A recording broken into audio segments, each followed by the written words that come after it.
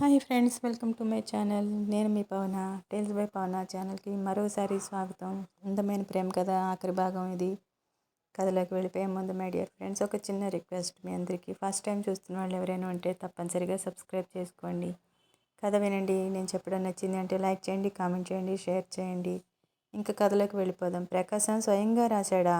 ఎందుకు, ఏమని లోపలికి వచ్చిన కళ్యాణి ఉత్తరం తీసుకుని చూసింది. ఉత్తరం కళ్యాణికి రాయలేదు, డైరెక్ట్గా మామగారికే రాశాడు. అందులో విషయం క్లుప్తంగా సూటిగా ఉంది. మామగారికి నమస్కారాలు. నేను ఇంత క్రితం టెలిగ్రామ్ ఇచ్చాను. కళ్యాణిని మీరు పంపించకపోగా ఇంతవరకు ఎలాంటి సమాధానం కూడా లేదు. ఇక్కడ పాపకి చాలా సుస్థి చేసింది. వాడు ఇప్పుడిప్పుడే కాస్త కోలుకుంటుంటే పాప పడక పెట్టింది. మూసిన కన్ను తెరవడం లేదు. మా అమ్మగారు కూడా ఊళ్ళో లేరు, తీర్థయాత్రలకు వెళ్ళారు. నాకు క్షణం తీరిక లేదు. ఈ ఉత్తరం చూసిన వెంటనే కళ్యాణిని పంపండి. మీకు ఇబ్బంది కలిగిస్తే మన్నించండి. ప్రకాశం. ఎంతో ఆత్రంగా చదివిన కళ్యాణికి ఆ ఉత్తరంలో తను ఆశించిన విషయం లేకపోవడంతో ఆశాభంగం అయిపోయింది. పెళ్ళయిందా? ఎలా ఉన్నారు? ఆ విశేషాలు ఏం లేవు. ఇంట్లో ఇబ్బందిగా ఉంది కాబట్టి వెంటనే రావాలి. అవసరం అంటూ కలిగింది కాబట్టి తను కావాలి. అత్తగారు ఊళ్ళో లేదు. అవును, మరి నూతన దంపతుల మధ్య నేనెందుకు అన్నట్టు వెళ్ళిందేమో. గీతికకి అవన్నీ చక్కబెట్టుకోవడం రాదా? ఎలా వస్తుంది? చిన్నపిల్ల, గారాబంగా ముద్దు ముచ్చట్లతో పెరిగిన పిల్ల. పనిపాటు ఎలా వస్తుంది? వచ్చినా చేయాల్సిన అవసరం ఏముంది? కరణం గారు వెళ్ళిపోగానే కళ్యాణిని కేకవేసి అడిగారు బాబాయ్ గారు. వెళ్తావటమ్మా అని అడిగారు. వెడతాను బాబాయ్, అంగీకారం తెలిపింది కళ్యాణి. వెళ్ళననడానికి తనకేం అధికారం ఉంది? ప్రకాశం తనకి తాళి కట్టిన భర్తే కాదు, డబ్బులిచ్చి కొనుక్కున్న యజమాని కూడా. యజమాని అవసరం తీర్చవలసిన విధి సేవకులకు ఎల్లవేళలా ఉంటూనే ఉంటుంది అనుకుంది. కళ్యాణి వస్తున్నట్టుగా ఎవరికీ తెలియదు కాబట్టి స్టేషన్కి ఎవరూ రాలేదు. రైల్వే స్టేషన్ ఇంటికి చాలా దగ్గర అవడం వల్ల కళ్యాణి ఇల్లు చేరుకోవడానికి అంత కష్టమే అవ్వలేదు. కళ్యాణి గుమ్మంలో అడుగు పెట్టేసరికి ఇంట్లోంచి డాక్టరు, ప్రకాశం బయటకు వస్తున్నారు. హఠాత్తుగా వాకిట్లో ఎదురైన కళ్యాణిని చూసి అతను క్షణంసేపు నోటమాట రాకుండా అలాగే నిలబడిపోయాడు. మరో నిమిషంలో 2 అంగల్లో వచ్చి, ఎప్పుడు బయలుదేరావు? ఎలా వచ్చావు? వెంట ఎవరొచ్చారని గబగబా అడిగాడు.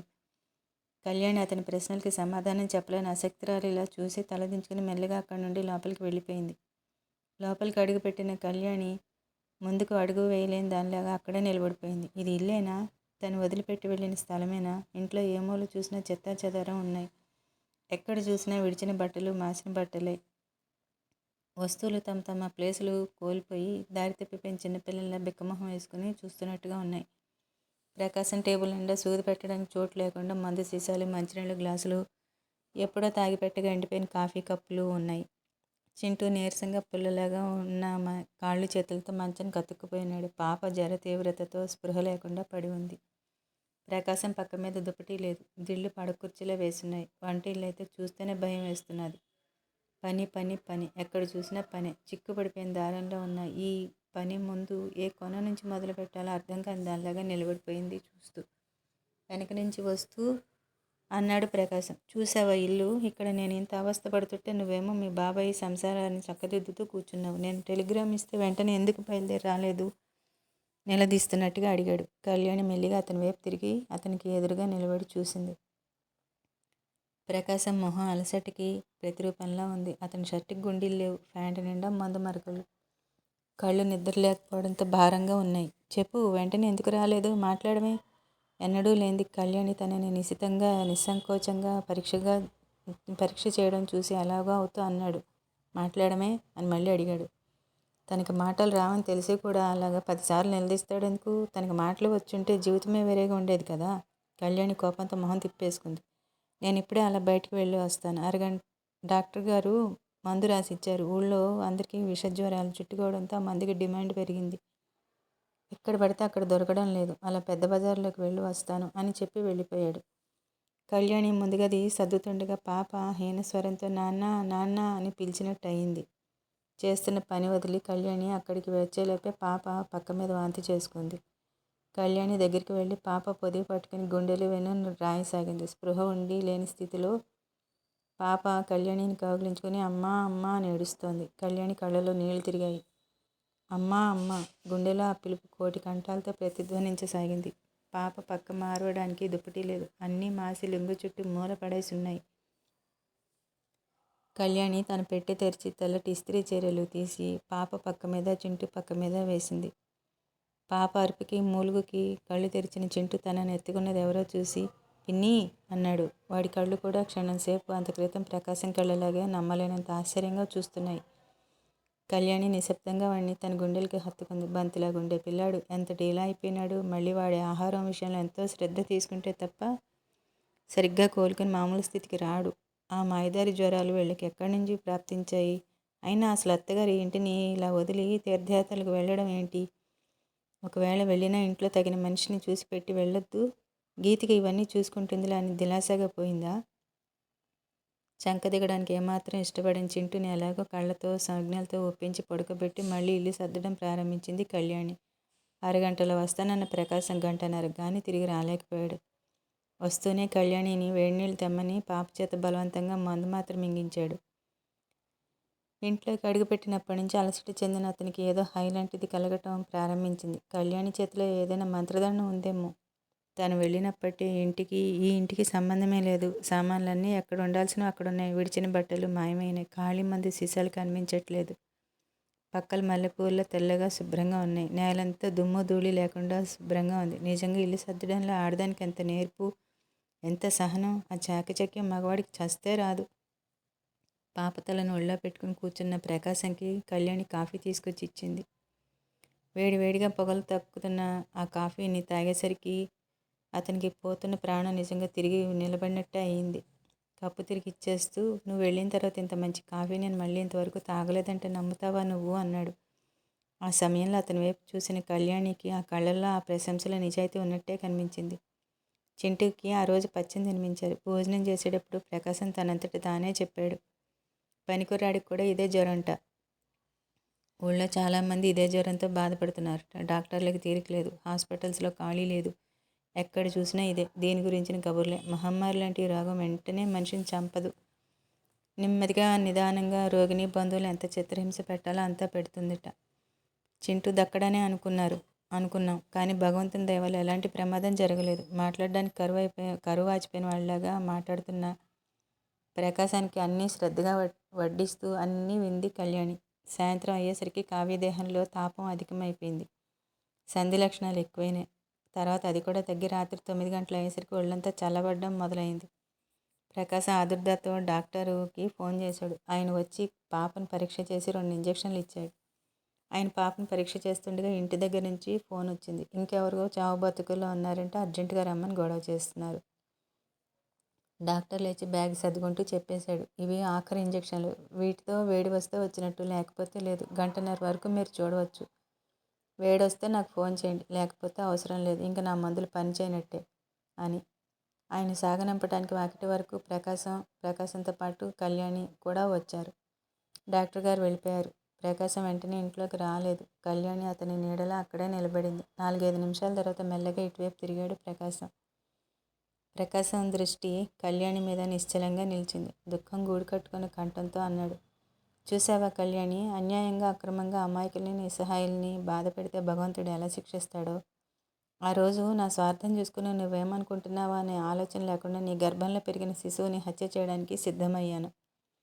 నాకెదురు చెప్పలేని నీ మూగవేదన శాపంగా మారి ఇప్పుడు నన్ను శిక్షిస్తోంది. చింటూకి బాగా సీరియస్ అయినప్పుడే అనుకున్నాను. నా కళ్ళెదుటే మాటిమాటికి నువ్వే నిలిచావు. కానీ ఆ గండం గడిచింది. చింటూకి ఏం ప్రమాదం జరగలేదు. దేవుడు నన్ను క్షమించాడేమో అనుకున్నా. కానీ ఇప్పుడు అనిపిస్తోంది, పాప నాకెంత ప్రాణమో ఆ భగవంతుడికి కూడా తెలుసు. పాపకి ఏమైనా అయిందంటే నాకు విధించిన శిక్ష పరిపూర్ణం చెందుతుంది. వెరిదానిలో చూస్తున్న కళ్యాణి చటుక్కున్న చేయి సాపి అతని నోరు మూసేసింది. మరో మాట రాకుండా గట్టిగా అడ్డుపెట్టి. అతని మొహంలో ఆవేదన, ఆ మాటలు చెప్తుంటే అతని కంఠంలో వణుకు చూడగానే కళ్యాణి గుండెలు ఎలాగో అవుతున్నాయి. అతన్ని దగ్గరికి లాక్కొని, భగవంతుని సాక్షిగా చెప్తున్నాను, నాకు అప్పుడప్పుడు మీ మీద కోపం వచ్చిన మాట నిజమే, కానీ పిల్లల మీద ద్వేషం ఎప్పుడూ లేదు. నేను కలలో కూడా వాళ్ళ గురించి చెడుగా అనుకోలేదు. నన్ను నమ్మండి మీరు అని ఏవేవో చెప్పాలనిపించింది. అలా చెప్తే అతనికి కాస్త ఊరట కలుగుతుందని కూడా తెలుసు. కానీ అలా చెప్పగలిగే శక్తి తనకేది? గోడకున్న గడియారం టిక్ టిక్ మంటూ కాలాన్ని సగర్వంగా కొలుస్తోంది. అర్ధరాత్రి వేళ ఎంతో నిశ్శబ్దంగా ఉన్న ఆ సమయంలో పాప మంచం మీద తలవైపు కళ్యాణి, కాళ్ళవైపు ప్రకాశం కూర్చుని మృత్యుదేవత కనికరం కోసం ఎదురు చూస్తున్నారు. ప్రకాశం అరచేతుల్లో నుదురు ఆనించుకుని చాలాసేపటి నుంచి చలనం లేకుండా అలాగే కూర్చుని ఉన్నాడు. అతని ఆంతర్యంలో ఎంతో సంక్షోభంగా ఉంది. పాప పుట్టినప్పటి విషయాలు, సీత స్మృతులు ఎన్నెన్నో జ్ఞాపకం వస్తున్నాయి. కళ్యాణి మాటిమాటికి చెయ్యి వేసి పాప నుదురు, కంఠం, బొడ్డు దగ్గర వేడి కోసం చూస్తుంది. చాలాసేపు అయిన తర్వాత కళ్యాణి హఠాత్తుగా వంగి ప్రకాశం భుజం మీద గట్టిగా తట్టింది. ప్రకాశం తలెత్తి చూశాడు. కళ్యాణి చేపట్టుకుని పాప బొడ్డు దగ్గర చూపించింది. ప్రకాశం క్షణంసేపు అలా చూశాడు. నిజమే, వెచ్చదనం కనిపిస్తోంది. నున్నని పాప అరచెయ్యి ఒత్తి చూశాడు. కొద్దిగా వెచ్చదనం తగులుతుంది. అయినా నమ్మలేనట్లు, నాకు తెలియటం లేదు, నువ్వు చూడు అన్నాడు. కళ్యాణి చూసింది. వెంటనే ఫోన్ వైపు చూసి డాక్టర్కి ఫోన్ చేయమని సూచించింది. ప్రకాశం వెళ్ళాడు. మరో అరగంటలో మళ్ళీ డాక్టర్ గారు వచ్చారు. పాపను పరీక్ష చేసి మళ్ళీ ఇంకో ఇంజెక్షన్ ఇచ్చారు. పాప మగతగానే ఉంది. అయినా ఇంక భయం లేదని చెప్పారు. పర్వాలేదు, ఇంక భయం లేదని చెప్పారు. తను పొద్దుటే వచ్చి మళ్ళీ చూస్తానని చెప్పి వెళ్ళారు. లైట్లు తీసి వీధి తలుపు వేసి వచ్చింది కళ్యాణి. ముందు గదిలో లైట్ తీయబోతున్నదల్లా అలాగే ఆగిపోయింది. గదిలో పొడుగ్గా ఉన్న సోఫాలో ప్రకాశం తలని కణతల దగ్గర వేళ్ళతో పట్టుకుని ఉన్నాడు. కళ్యాణిని చూడగానే లైట్ తీసేయి అని అన్నాడు. కళ్యాణి లైట్ తీసేసింది. అతనికి అలసటగా ఉందేమో, నిద్ర వస్తోందేమో అనుకుని. కళ్యాణి నిశ్శబ్దంగా అక్కడి నుండి వెళ్ళిపోబోయింది. కళ్యాణి వెనక నుండి పిలిచాడు. ఆగిపోయింది. ఇలా రా, కొంచెంసేపు నా దగ్గర కూర్చో, ఒక్క 5 నిమిషాలు చాలు. అతని కంఠంలో ద్యోతకమవుతున్న పసితనం, అలసట కళ్యాణి మారు మాట్లాడకుండా అతని దగ్గరకు వెళ్ళి నిలబడేలా చేశాయి.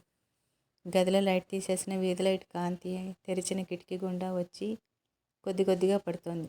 కళ్యాణి దగ్గరికి రాగానే చేయి పట్టుకుంటూ అన్నాడు. నువ్వు వచ్చినప్పటి నుంచి ఊపిరి పీల్చుకునేందుకైనా అవకాశం లేనట్టు పని చేయడం చూస్తూనే ఉన్నాను. నా స్వార్థానికి మన్నిస్తావా? తలనొప్పిగా ఉంది. కళ్యాణి దగ్గరగా వచ్చి కూర్చుంది. ప్రకాశం జరిగి కళ్యాణి కూర్చునేందుకు జాగా కల్పించాడు. కూర్చున్న కళ్యాణి అతని తల మీద చేయి వేసింది.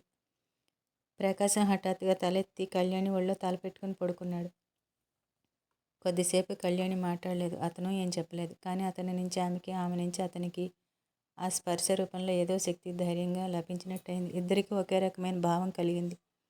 మనిషి జీవితానికి ఒక తోడు చాలా అవసరం అన్న నగ్న సత్యం ఆ సమయంలో ఇద్దరికీ అనుభవం అయింది. కళ్యాణి మెల్లగా, సున్నితంగా అతని నుదురు ఒత్తసాగింది. ప్రకాశం నిట్టూర్పు విడుస్తూ, నువ్వు వెళ్ళిన తర్వాత ఎన్నిసార్లు ఇలా తలనొప్పి వచ్చిందో తెలుసా? వచ్చినప్పుడల్లా నీ చేతి స్పర్శ కోసం, చల్లటి నీ చేతి స్పర్శ కోసం నేను ఎంత విలువిల్లాడిపోయానో నీకు తెలుసా? తెలిసి ఉండదు బహుశా నీకు. కనీసం ఊహించి కూడా ఉండవు అన్నాడు. కళ్యాణి సమాధానం చెప్పలేదు. అతనికి తను గుర్తుకు వచ్చిందన్న విషయం మాత్రం ఆమె అలసిపోయిన ఆమె హృదయానికి పన్నీటి జల్లు కురిపించినట్టయింది. కళ్యాణి, అమ్మ ఈ మధ్య ఏం చేసింది తెలుసా? నా మీద వల్లమాలిన ప్రేమో లేక ముసలితనం వల్ల వచ్చిన చాదస్తం తెలియదు కానీ నాకు మళ్ళీ పెళ్లి చేస్తానంటూ కూర్చుంది అన్నాడు. కళ్యాణి గుండె ఆగిపోయినట్టయింది. ప్రకాశం స్వరం భారంగా, విసుగ్గా వినిపించింది. అమ్మతో ఘర్షణ పడి చాలా రోజులు అయింది. ఇన్నాళ్ళకి ఈ వయసులో మా ఇద్దరికి అభిప్రాయ భేదాలు వచ్చాయి. నేను నా అయిష్టాన్ని స్పష్టంగానే వ్యక్తం చేశాను. నువ్వు మోగుదానివంది అమ్మ.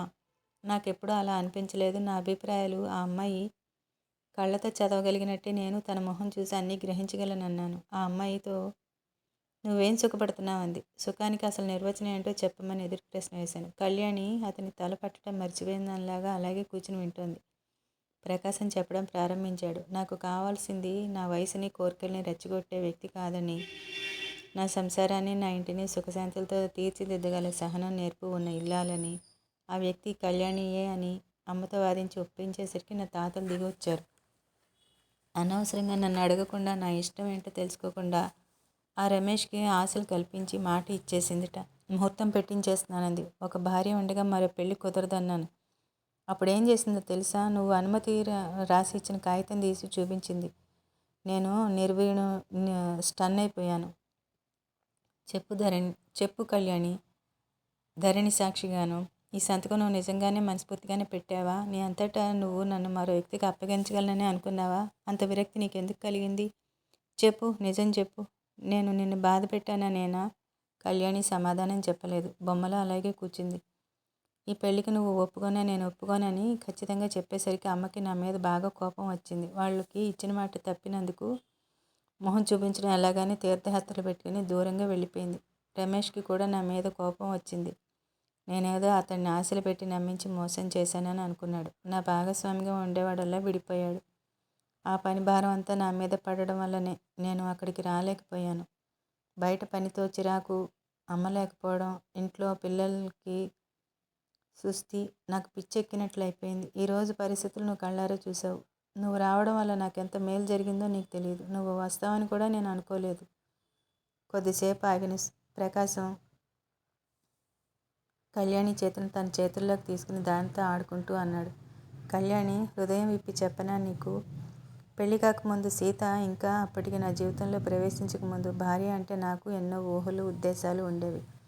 నా జీవితాన్ని పంచుకోవడానికి ఆ వ్యక్తికి ఇంటికి తగిన ఇల్లాలుగా, నా పిల్లల తల్లిగా, నాకు తోడుగా నీడుగా, బతుకులో నా ఆలోచనలో నా అంతర్వాహినిలో కలిసిపోయి నాకు అండగా ఉండాలని ఏవేవో అనుకునేవాడిని. సీతను పెళ్ళాడాను, కానీ ఆ రూపం సీతలో నాకు అందలేదు. ఇంత క్రితం నువ్వు కావ్యని ఒళ్ళో పెట్టుకుని కూర్చుని ఉంటే టేబుల్ దగ్గర ఉన్న నేను తదేకంగా అలా చూస్తూ నిలబడిపోయాను. గుర్తుందా? నాకెందుకో నా ఆలోచన ప్రతిరూపంలా నీలో కనిపించినట్టు అయింది. ఇది ఇప్పుడే కాదు, ఇది వరకు నువ్వు ఈ ఇల్లు చక్కదిద్దుతున్నప్పుడు, పిల్లల్ని క్రమశిక్షణతో పెంచుతున్నప్పుడు కూడా అనిపించింది. అప్పుడే నా మనసులో సంఘర్షణ ప్రారంభమైంది. కేవలం ఇంటి కోసం, పిల్లల కోసం భారీగా చేసుకున్న నిన్ను కొద్ది రోజులైనా గడవకముందే నా హృదయంలో సీత స్థానంలో ప్రతిష్ఠించి మనసారా స్వీకరించాలని అనిపించసాగింది. కానీ సీత స్మృతి అడుగడుగునా అడ్డు వచ్చేది.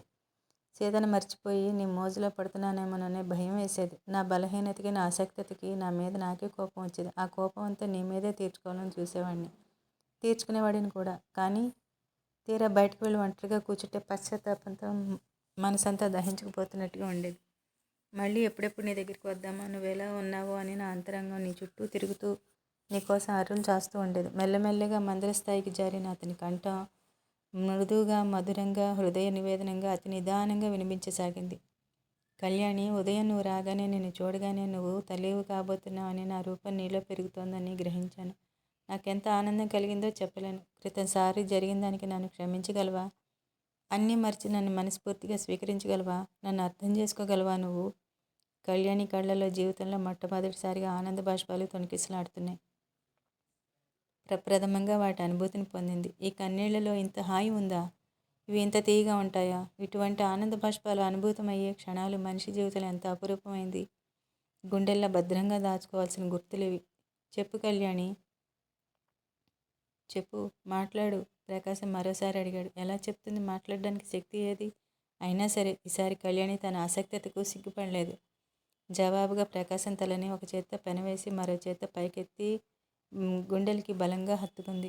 ఈ ప్రపంచంలో ఏ భాష వ్యక్తం చేయలేని అపురూపమైన భావం ఒకటి కళ్యాణి స్పర్శ నుంచి ప్రకాశం హృదయంలోకి ప్రసరించి పులకించేలా చేసింది. సహా అలసిపోయి విశ్రాంతి తీసుకున్నట్టుగా, సహా ఆనందంతో వివసుడైనట్టుగా కళ్ళు మూసుకున్నాడు అతను. ఇంకా కళ్యాణి జీవితంలో అన్నీ ఆనందాలే. ప్రకాశం మనసులో భార్య స్థానాన్ని పొందింది. 2 పిల్లలతో పాటు పుట్టబోయే బిడ్డతో కలిసి ప్రకాశంతో కళ్యాణిలు అన్యోన్యమైన దాంపత్యంతో కొనసాగుతారు. శుభం. ఇంకా ఈ కథ అయిపోయింది ఇక్కడితోటి. ఫ్రెండ్స్, ఎలా ఉంది ఈ కథ? నచ్చిందా మీకు? నేను చెప్పడం నచ్చిందా? కథ నచ్చిందా? నచ్చిందంటే లైక్ చేయండి, కామెంట్ చేయండి, సబ్స్క్రైబ్ చేసుకోండి. Thank you for watching. Bye.